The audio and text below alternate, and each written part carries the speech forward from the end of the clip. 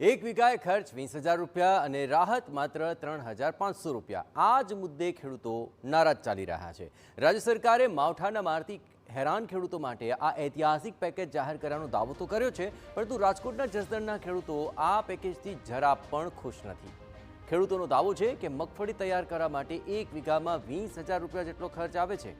5,000 રૂપિયાનું તો બિયારણ જાય છે, જેની સામે સરકારના પેકેજમાં વીઘા દીઠ 3,520 રૂપિયાની જ સહાય મળી રહી છે, જે કોઈ રીતે રાહત સમાન તો નથી જ. બીજી તરફ ખેડૂતોની એવી પણ માંગ છે કે જે મગફળી પલળી ગઈ છે તેની પણ સરકાર ખરીદી કરી લે. જો ટેકાના ભાવે ખરીદીમાં પલળી ગયેલી મગફળી રિજેક્ટ કરાશે તો ઉગ્ર વિરોધ કરવાની ચીમકી ખેડૂતોએ ઉચ્ચારી છે.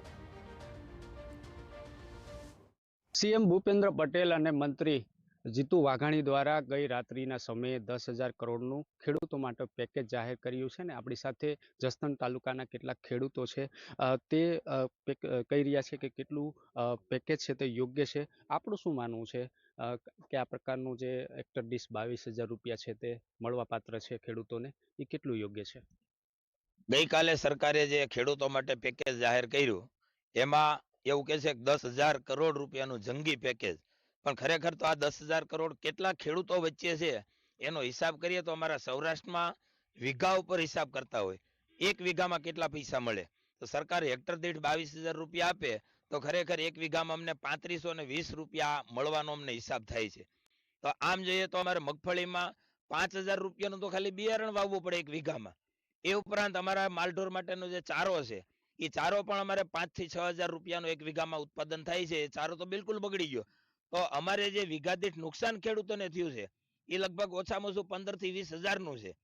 12 મહિના ખાતર, દવા, મહેનત, મજૂરી આ બધું ગણીએ તો 15,000 થી 20,000 નું નુકસાન. એની સામે અમને એક વીઘે 3500 રૂપિયા મળે તો આ તો ખેડૂતોનો અન્યાય છે. બિલકુલ જે પ્રકારે કહી રહ્યા છે કે 3500 રૂપિયા મળે તે અન્યાય છે. આપણી સાથે અન્ય જે ખેડૂતો છે તેમની સાથે વાત કરીશું. આપ શું કહેશો? આપણે શું માનવું છે આ પેકેજને લઈને?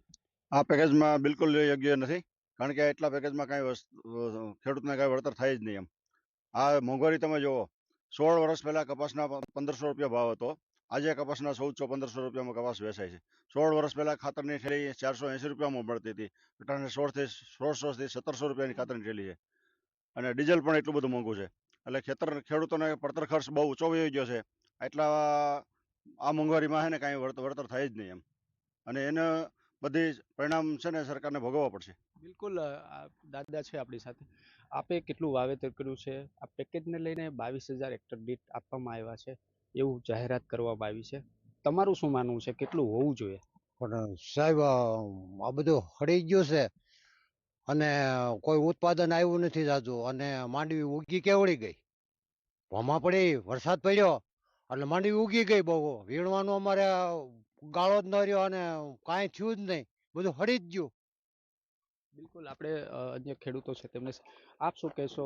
ટેકાના ભાવે મગફળીની પણ જાહેરાત કરી છે, એના વિશે શું કહેવું છે તમારું? ટેકાના ભાવે મગફળીની ખરીદી 125 મણની આ વર્ષે છે. ગયા વર્ષે 200 મણની હતી, તો આ વર્ષે ટેકાના ભાવે એ પણ નુકસાની છે, બરાબર. અને ઉપર પલળી ગયેલી મગફળી છે. તો અમે સરકારને વિનંતી કરીએ છીએ કે આ વર્ષે પલળી ગયેલી મગફળી છે તો અમારી રિજેક્ટ ન થાય, નકર ખેડૂત વિરોધ કરશે. બિલકુલ રિજેક્ટ ન થાય તેવો ખેડૂત વિરોધ કરશે. આપણી સાથે જે ખેડૂત છે, આપ શું માનો છો? ટેકાના ભાવે મગફળી ખરાબ પણ થઈ છે, તો કેમ સરકાર ખરીદી કરશે કે કેવું લાગે છે? જે સરકારે 125 મણ જે ખરીદી કરવાની વાત કરી છે, 100% ખરીદી કરશે, પણ ખેડૂતની પલળેલી અને ઉગી ગયેલી મગફળી એ ખેડૂતના ખેતરે થઈ છે, તો એ પલળેલી છે એ બધા ભાળે છે ને આખો દેશ એનો સાક્ષી છે. તો ખેડૂત જેવી મગફળી લઈને આવે એવી સરકારને લઈ લેવી જોઈએ. ત્યાં કોઈ જાતની ફિલ્મ ન થાય અને અધિકારીઓ કોઈ ખાવાની કોશિશ ન કરે, તો એવી અમારી બધાની અપીલ છે ખેડૂતની, કે જે અમારી પાસે મગફળી છે અમે લઈને આવવાની છે, તો કોઈ પણ જાતની ફિલ્મ થયા વગેરે આ મગફળી લઈ લે એવી ખેડૂત વર્ગની માંગ છે. બિલકુલ જે પ્રકારે ખેડૂતો કહી રહ્યા છે કે આ જે પેકેજ છે તે યોગ્ય નથી તેવું તેમનું માનવું છે. રાજેશ લિંબાસિયા, TV9, જસદણ.